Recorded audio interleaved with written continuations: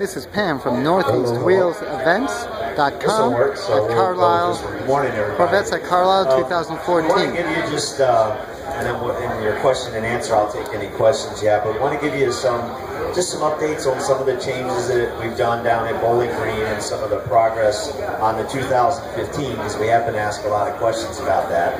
We are building 2015s in Bowling Green right now. We have switched over production, and we're building, started about 2 weeks ago. We have not shipped them to dealers yet. We are just now starting to ship the manual transmission cars. Whenever we switch over to a new model, we do hold all of the cars we initially build. It's part of our normal process, so it's no issue if you read anything on the forum. It's not. We do it at all General Motors plants. We hold all of our cars, so we do a batch and hold quality check, which means that we're checking every car, and if we found anything wrong on job number 2000, we would go check the 1,999 that we built in front of it before we allow them to leave our facility to go to customers. So we are now starting to ship, as of actually today, the manual transmission cars, and the automatics will be coming shortly behind that. We will, next week, start building some more test units of the Z06s that you see sitting here, and we'll be doing that over the next couple of weeks, and then we'll go into regular production here in October, and then you'll start to see them in your dealers in the fall, in November timeframe, right? So that's been a popular question. We've had to do a lot of work to get ready for the Z06. As you know, the Z06 has the wide body panels, so it has unique front end. The hood is different, the fenders are different, quarter panels are different for this car, the fascias are different, because they had to be bigger in size to accommodate the bigger tires, and the hood had to be bigger to accommodate the supercharger as well. So we had to make processing changes in the plant to accommodate taking the extra panels. As Phil mentioned, one of my jobs is to run the paint shop, so we had to teach the robots the paint pass to paint the bigger panels, right? Because the robot is closer to that panel than it is on the standard car, so we had to do that. We also have been working on some new colors. So this car has the new shark gray that's on it. We have one that's on a convertible outside as well, so you can see it outside. And if the sun ever comes out, you'll be able to see how it looks in the sun. That replaced cyber gray, so many of you are familiar with the cyber gray. This color is a little bit lighter, a little bit cleaner, so it's a little brighter when you see it out in the sun. That color is in production now, so you can now order that color and you can get that. The other one that we're working on that replaced the lime rock green is orange. This is the new orange. We don't have a car here that's this color yet. We are still tuning the orange in, so we have the orange loaded in our system at Bowling Green. We haven't built a car with it yet, but we are tuning in the panels, and we have painted whole vehicles this color.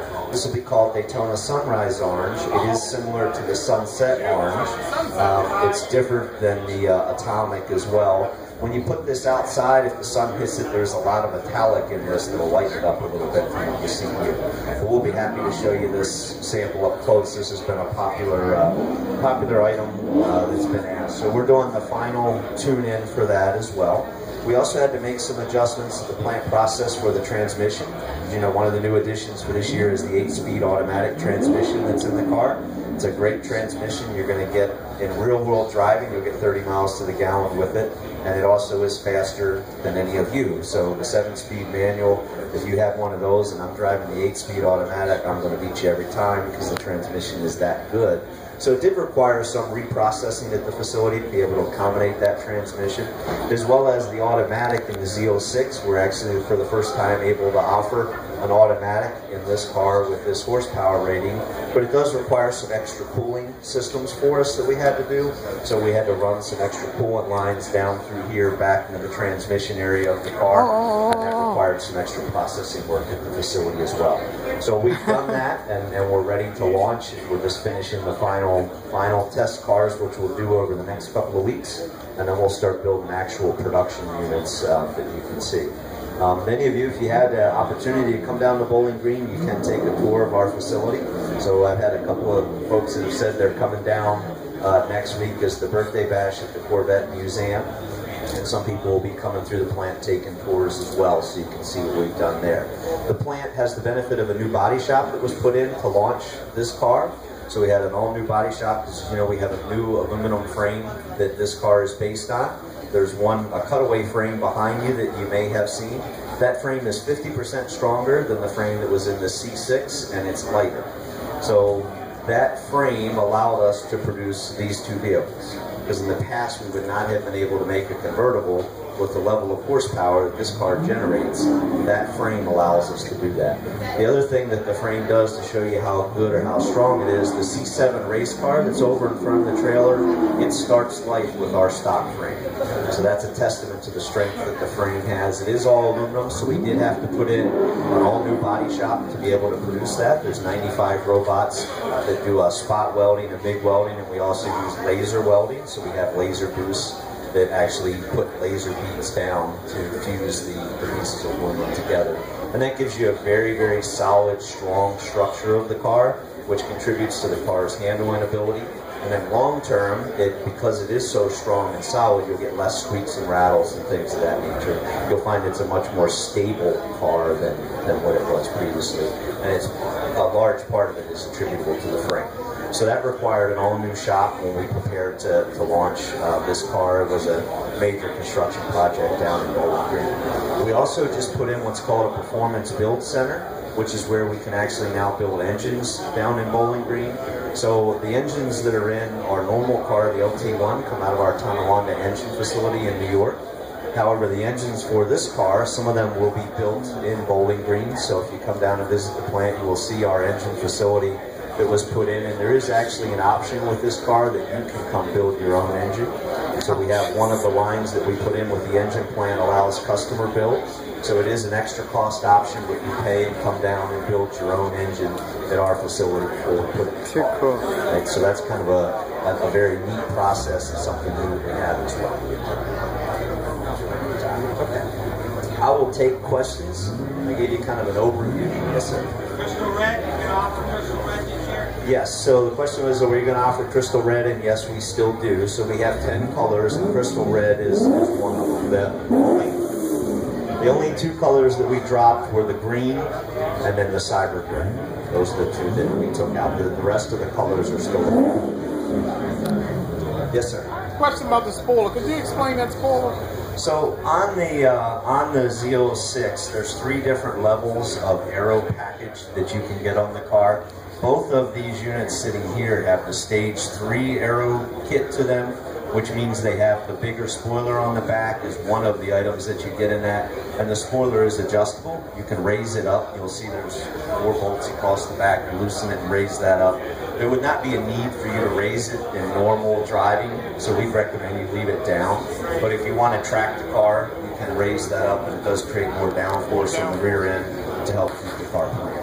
And that comes with either the stage 2 aero package gives you that spoiler. The stage 3 makes it adjustable. Both of these have the stage 3 spoiler. Oh, okay. You don't necessarily have to move that. You don't have to. Right. All right. Yeah, you don't have to have it. You can get the stage 1, which is smaller.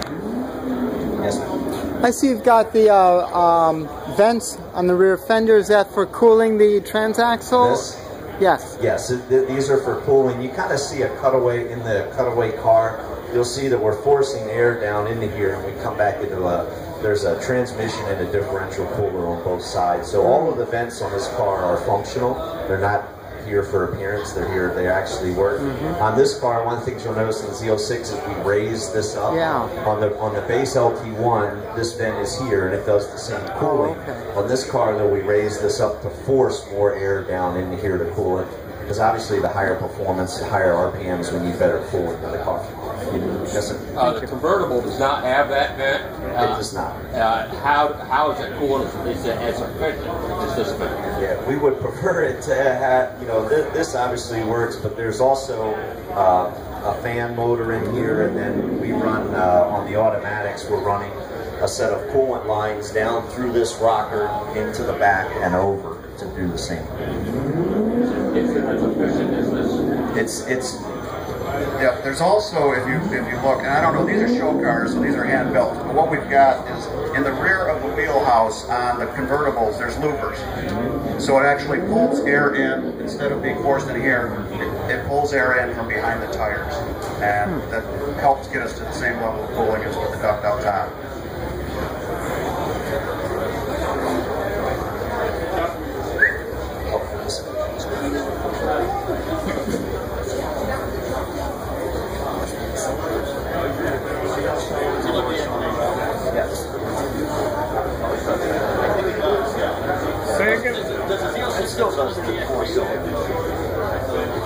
Yeah, we're supposed to be asking Chuck questions about Bowling Green.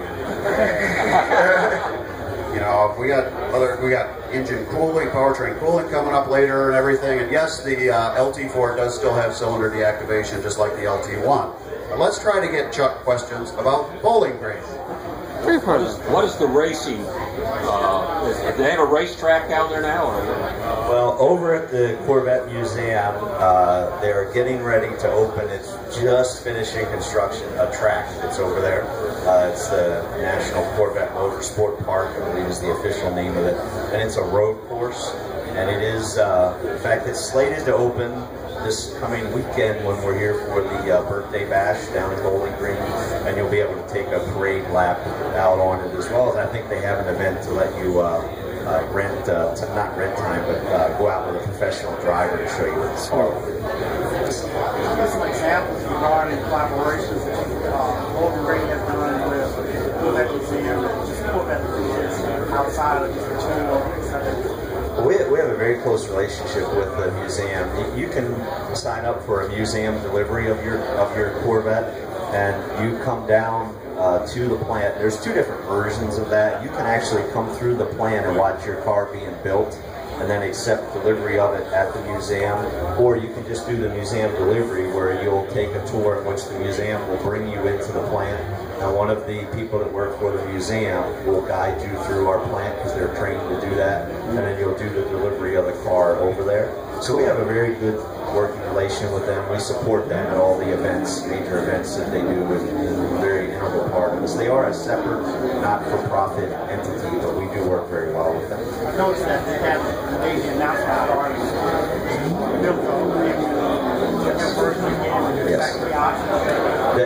Yes, that is an option that's available, and you'll do that in Bowling Green. Because we just put that new engine plant in to allow you to do that. How many man hours does it take to build a Corvette, and any particular assembly which is done by hand that you're particularly proud of?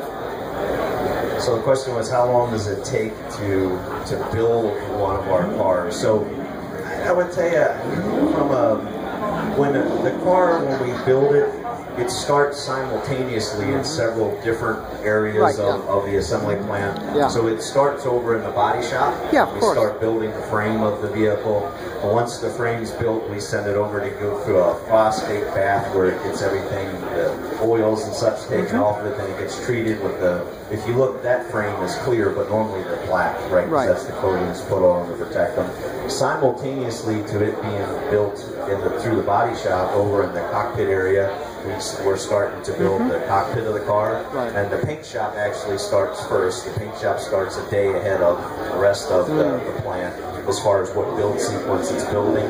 So we actually paint the panels separate on a carrier, and those get built and put into a holding cell, and then they get released over to general assembly when the frame comes and when the cockpit comes over with it. So it does take us several days based on our line rate. We're building right now about 171 a day, and so it takes several days to get all the way through our plant process.